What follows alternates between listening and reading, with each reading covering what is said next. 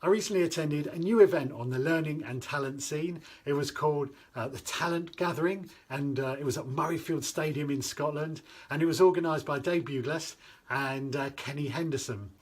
The real attraction was its heavyweight lineup of speakers.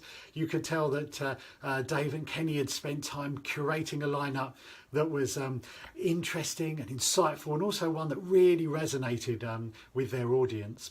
First out the blocks was Gregor Townsend, head coach of the Scotland rugby team and also all-round rugby legend. He talked a lot about going outside of your organisation and learning from others. He talked about speaking to the likes of Pep Guardiola, the Manchester City manager, who was obsessed with football strategy. And he also talked about meeting the guys from the Golden State Warriors, the world's greatest basketball team. You could tell Gregor had a growth mindset and he was assimilating and repurposing what he learned. To me, it was a reminder to everyone to reach outside of their immediate vicinity for inspiration.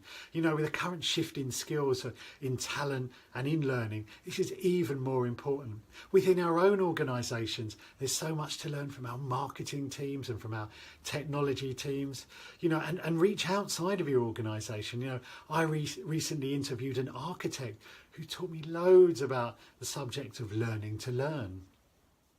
Next up was James Mitchell, Global Talent Director at Rackspace.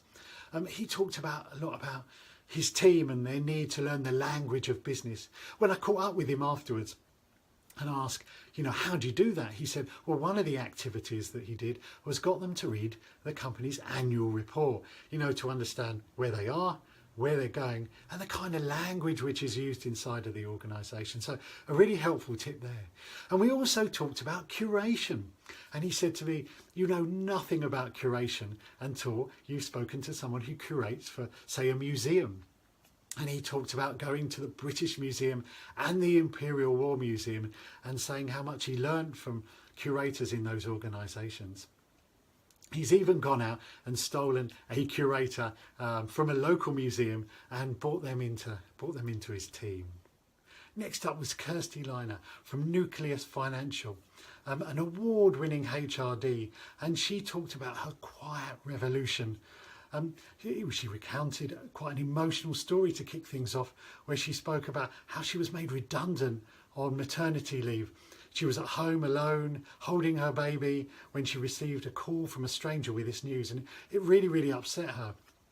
But the good news for anyone at Nucleus Financial, or anyone who learns from her, is that this kick-started off her quiet revolution, her human-centred approach to HR. She said it was human-centred and not policy-centred. And when she talks about human, she talks about doubling down on being human.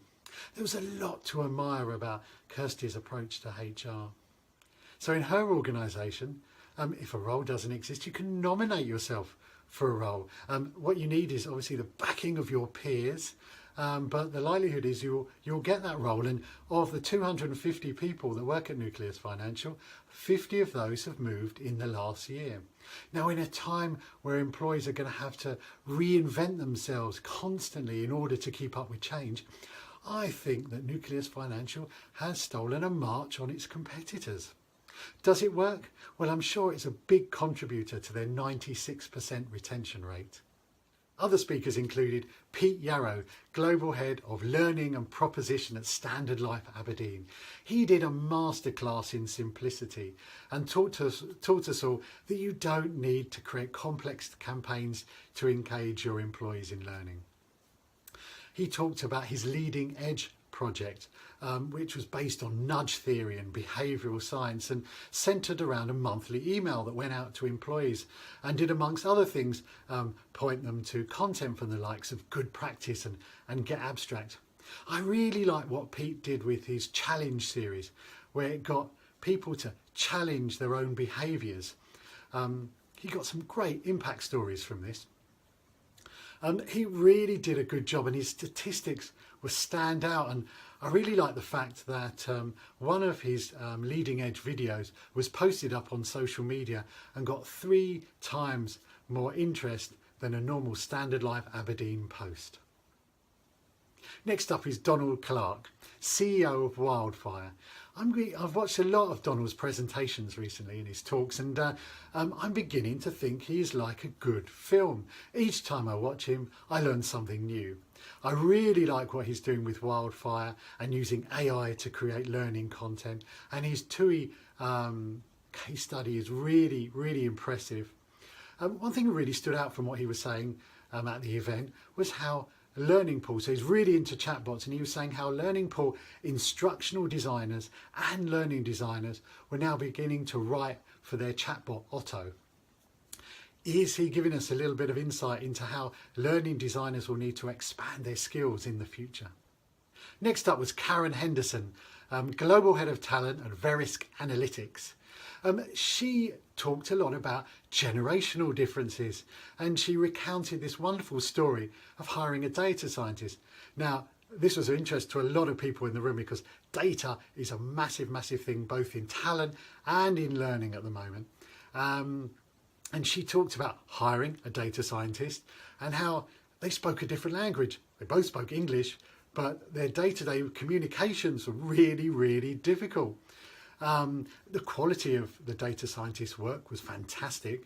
But then also one day she walked into her office and said, look, I've been offered all of this money for a company down the road. It was a more senior position. Can you match it? No, well, I'm off. So thumbs up for the talent gathering. I hope that Kenny and Dave do a good as job as this year as they do next in terms of curating a fantastic lineup of speakers.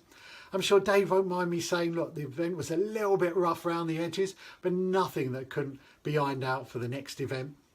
In fact, I gave him some feedback during the event, which he acted on straight away.